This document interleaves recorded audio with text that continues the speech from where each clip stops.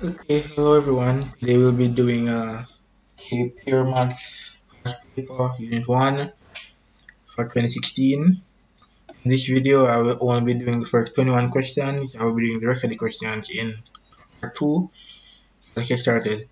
First question says we need to simplify square root of 8 plus square root of 32 minus the square root of 162. In order to simplify them, we need to find a common root. The fact that all of these answers have root 2 in them means that the common root we're looking for is root 2. So we can split this up as root 4 times 2 plus root 16 times 2 minus root 81 times 2.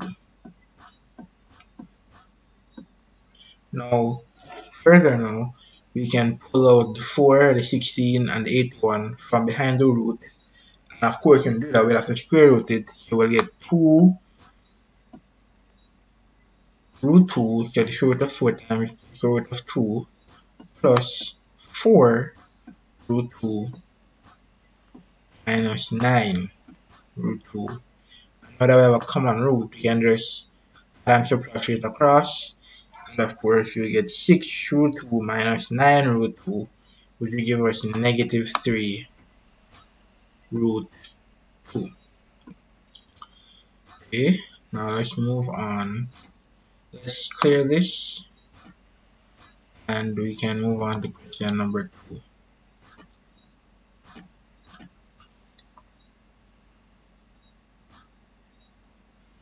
Now question number 2 says, if g of x is the inverse function of f of x, then which one of these is the correct diagram? Now what you must know is that for an inverse function, when you want to find the inverse of a function, you reflect it to the line y equal x. Now if we look at A, these are reflected through the y-axis, not the line y equal x. These at B, these two are reflected x-axis, which is also wrong. Now at C, these ones are reflected in the line y equal x, and at D, they are reflected in the line y equal negative x. Therefore, C is the answer. So the line y equal x will be the line passing right through here, and you can clearly see that they're reflected in this line. Let's move on to number 3. Root x minus root y may be expressed as root x minus root y over root x plus root y may be expressed as choose my options. Now, the best thing to do when you're giving these is to rationalize the denominator. And we can clearly see that none of the denominators here have a square root in them, meaning they expect us to rationalize the denominator for this specific question. So in order to do that, we would rewrite this root x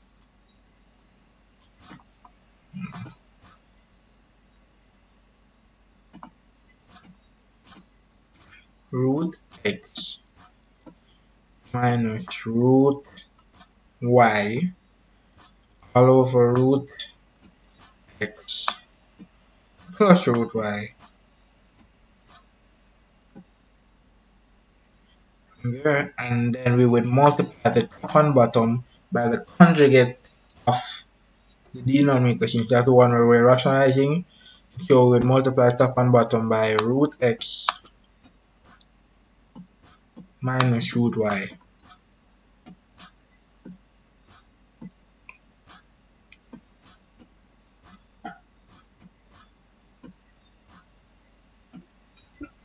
Okay. And so now, of course, at the top, this is just root x minus root y all squared. So when we do our formula up here, we end up with root x squared, which is x, minus 2 root x root y, which is the same as root xy, plus root y squared, which is y. At the bottom, you can see that we have the general form of difference between two squares. So this should be root x squared, which is x, minus root y squared, which is y. So looking at the options here, The answer would be x plus y minus 2 root xy all over x minus y, which is C. Now number 4 says, if a remainder of 7 is obtained when x cubed minus 3x plus k divided by x minus 3, then k equals. Now for this we need to understand the remainder and factor theorem. First, let's clear the board.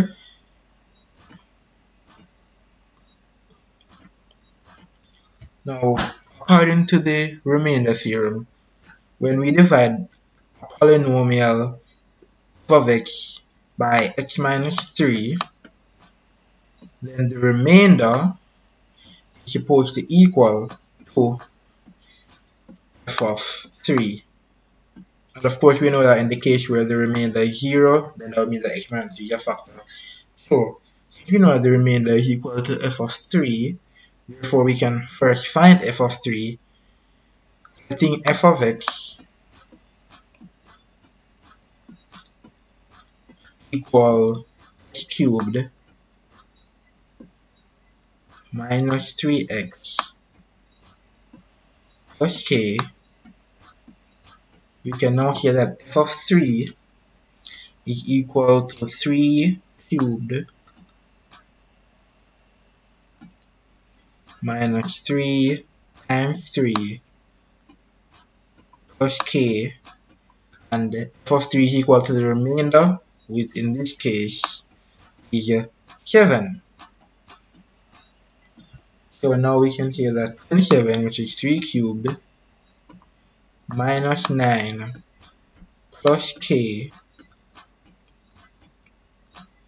is equal 7. Now of course we can now bring them over and we can say that k is equal to 7 minus 18, which of course is equal to negative 11.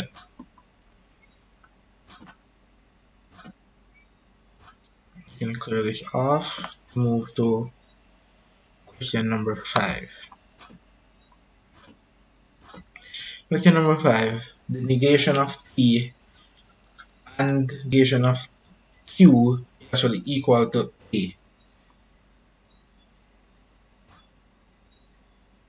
Now this one says that given that x and y are negative integers and that x is greater than y, the following is true. Now this one is very simple. It's actually that y, uh, y squared will be greater than x squared. However, we can actually prove this by example. Let's say we let x equal negative 3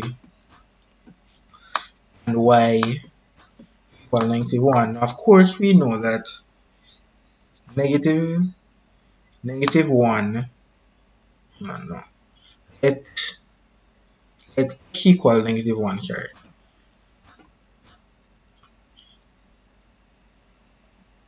Let x equal negative 1, let y equal negative 3. We know that negative 1 is greater than negative 3. But if we were to square them, we would get 1 and 9. And of course, 9 is greater than 1. So we just prove that in this case, y squared is going to be greater than x squared. Number 7. This is another one where we might have to put in our own integer values in order to obtain the correct answer. So, the range of values that of x that satisfy the inequality x minus b modulus less than a is. Now, first of all, let's clear this because we're getting a lot of workspace for this question.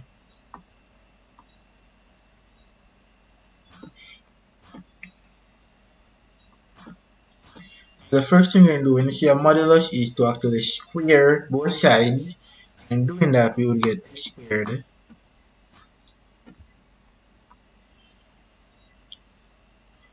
minus 2xb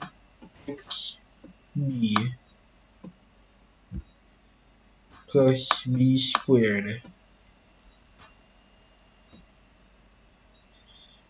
is less than a squared. Now, in order to solve this, what we can actually do, we can replace a and b with numbers. And in this case, I'm going to replace b with 3, and we're also going to replace a with 2. Now we can rewrite this now as x squared minus 6x plus 9 is equal, is less than 2 squared, which is 4. And now we can further bring this over and say that x squared minus 6x plus 5 is less than 4. Is less than 0, sorry, than 0. Now, of course, we're looking for the portion of this graph that is less than 0, and that's the portion in between the two x coordinates. So we can actually solve this as a quadratic equation, and solving them as an equation would give us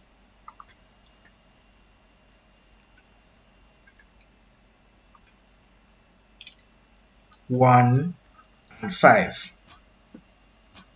So x equal 1, x equal 5, and the portion of the graph that's below 0 is going to be between 1 and 5. So x is less than 5 or greater than 1. Now we can clearly see that on this side we have 1, which will be 3 minus 2, or b minus a. And on this side we actually have 5, which is 3 plus 2, or b plus a.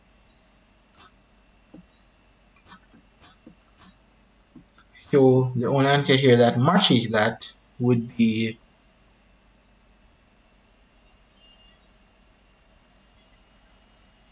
this one here that says negative a plus b than x, which is less than a plus b. Therefore the answer is a. There are other ways to solve this, but this is my personal method.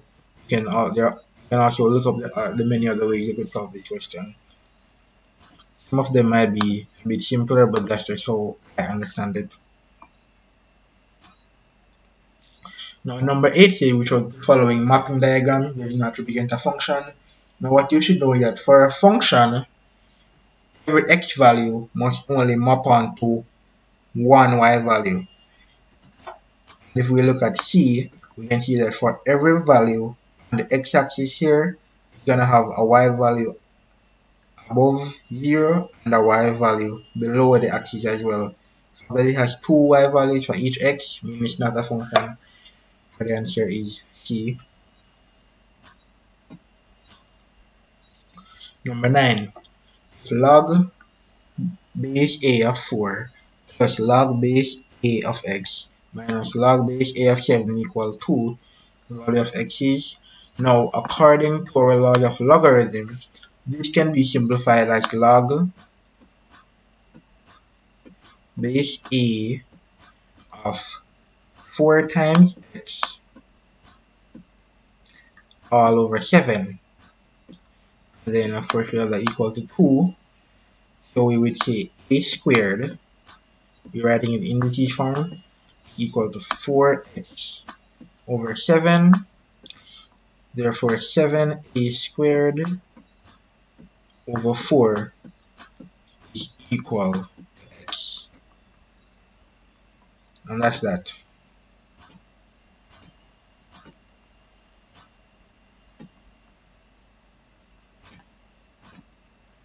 Okay, let's move on. Value of log base root 36 of 30 base root 6 of 36 is. Now for this one, we want to find what will you raise root 36 to get root 6 to get 36. First, we know that root 6 is the same as 6 to a half. Now what we want you want 6 to the 2, because we know that 6 squared is 36. So we need to know what would we raise 6 to half to get squared. And of course we know that when we raise a number to a power to another power, we multiply them. And to get 2 here, we have to multiply half times 4. If we multiply that times 4, you get 6 squared, which will give us back the 36. Therefore, the power we need to raise this to is 4. Therefore, the answer of this question is C. The following sets of ordered pairs represents functions. Now we need to look and see that every x value maps onto only one y value. So in the first one, we have -1 mapping onto 1, 0 to 2, 1 to 3, 4 to 6. Every x value gets one y value.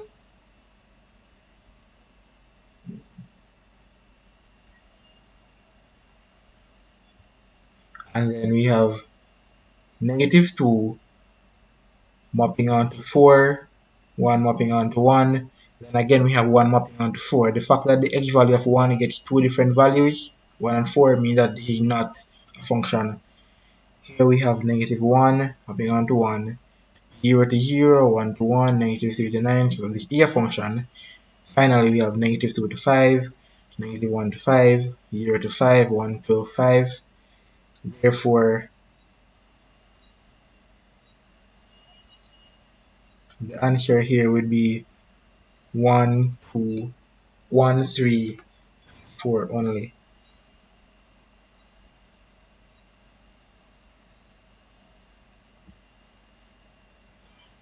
So the answer is D.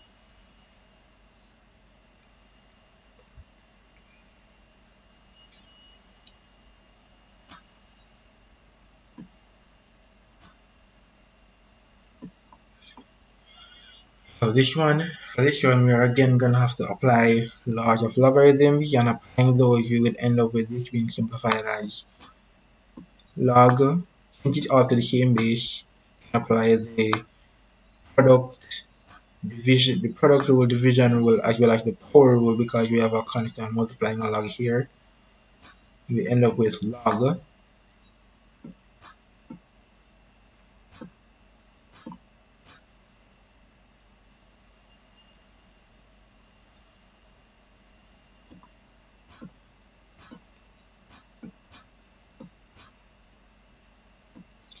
log, of course, it's base 10. We can leave that one, and we get 15 over 6 multiplied by 4 over 5, or 4 over 25 to the half power, which is the square root of 4 over 25. And so that now would be equal to log, let's read this as LG, equals 15 over 6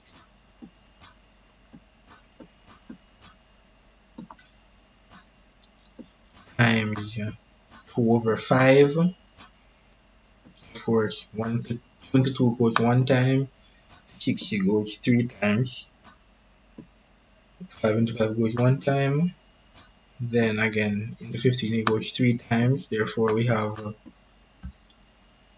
our answer being LG of LG1. So we have our answer being LG1. Of course, we know that log 1 is always 0.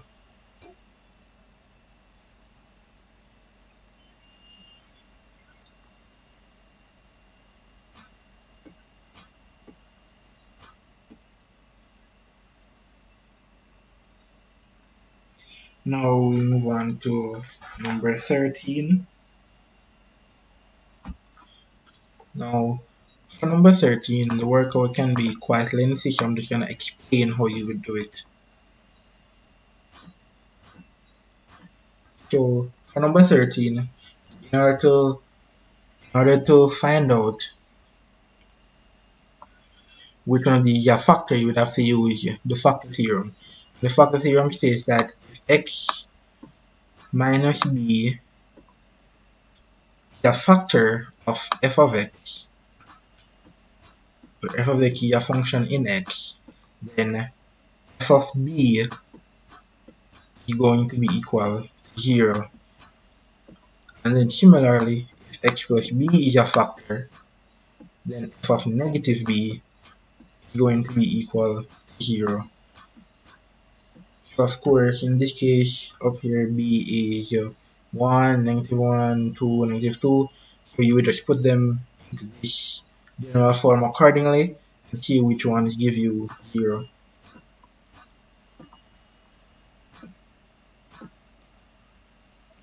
And of course, when I did this, the answer I got is x minus 1 and x plus 2.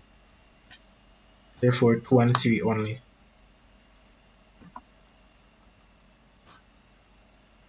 General cubic equation with root alpha, beta, and y may be written as x cubed minus the sum of the roots squared plus the sum of the piecewise roots minus the product of the roots. So you need to remember this. It's very, very important that you remember this form right here, B. Number 15. The tables below show the value for two functions f and g. So when you're looking for the value of the inverse of f of 3, now first thing we need to look for f of 3, and so we need to look at f of x when x equals 3. So when x equals 3, f of x is equal to 2. So we're looking for g inverse of 2. So for this one, we're not looking for g of x when x equals 2, but rather x when g of x is 2. When g of x is 2, x is 5, therefore the answer is C. You need to pay good attention to whether it says g or just the inverse of g. Number 16. This equation is given as s negative 2, 1 plus t 1, 1 equals negative 5, 1. Simplest way to do this, anyway, we can create two simultaneous equations, be negative 2s plus t, we say 1t, let's make a difference, equals negative 5, and s plus t is equal to 1. And then we could solve this, we would just solve these like a regular simultaneous equation. And of course, when, uh, when I did this, I got my answer to be s equal negative 2 and t, no, s equal 1 and t equal negative 1. Now the next one says the value of cos pi over 2 minus p is equal to. Now this here equality you need to know cos pi over 2 minus p is going to equal to sine p. And if you want to prove this, you could actually use values. Actually use values and plug them into your calculator. For example, we could use p as pi over 4. So we'd have cos pi over 2 minus pi over 4, which is pi over 4. And that is equal to root 2 over 2. And then since we're letting p equals pi over 4, we would say sine pi over 4. And that is also equal to root 2 over 2. So we know that the answer here is B. Whenever you can't figure out certain things, you can always try proving by example.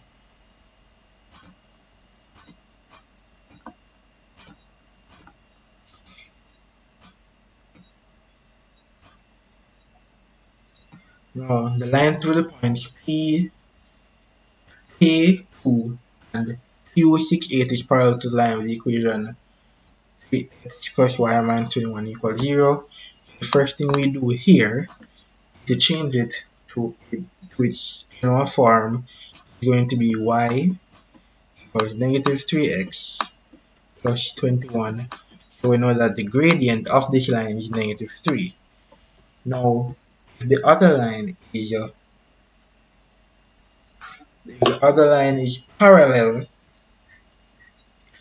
if this line is parallel to this line, we know they have the same gradient. Our gradient equals y2 minus y1 over x2 minus x1. We can say that negative 3 is going to be equal to 8 minus 2 over 6 minus k. Yeah, and then we can say that negative 18 plus 3k is going to be equal to 6. Therefore, k is going to be equal to 24 over 3, which is going to be equal to 8, of course.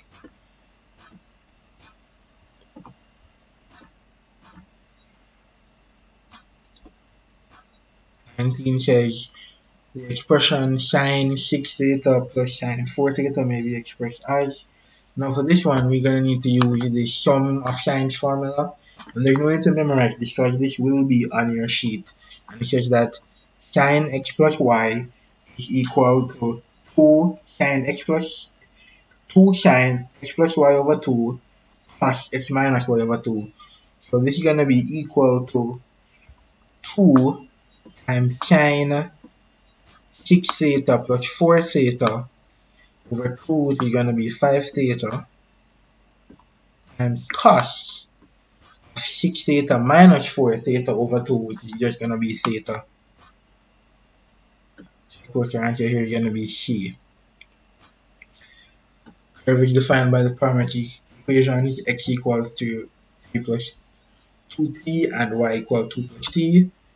So of course, since it's a parametric equation, we solve it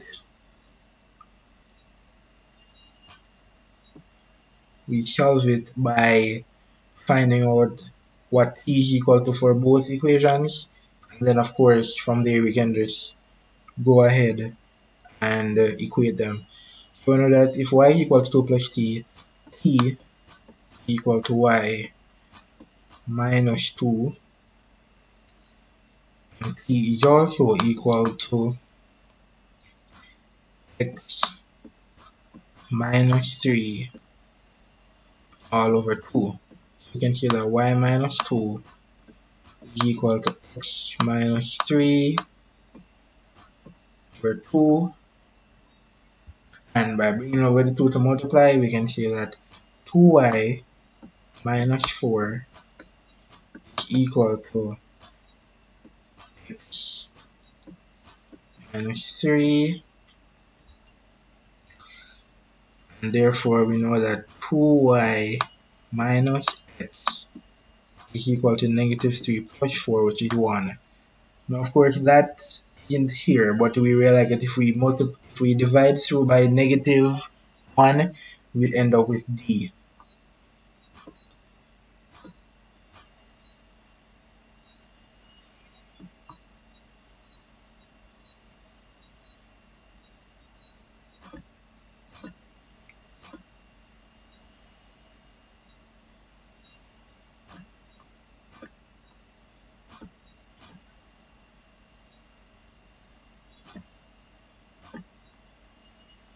Okay, and final one, we have what value of theta between 0 less than or equal to theta less than or equal to pi satisfy the equation that we have right here. Now the best way to do this is to let x equal cos theta and then solve this like a regular quadratic. So we have 2x squared plus 3x minus 2 equals 0. And of course, you can just plug that into the calculator.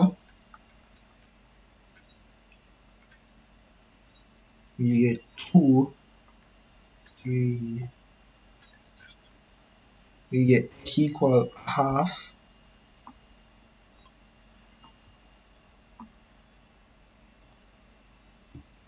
or negative 2.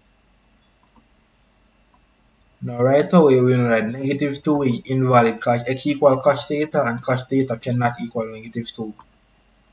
Cos of a number can only be in the range negative 1 to 1. So we're gonna have to set cos theta equal to a half,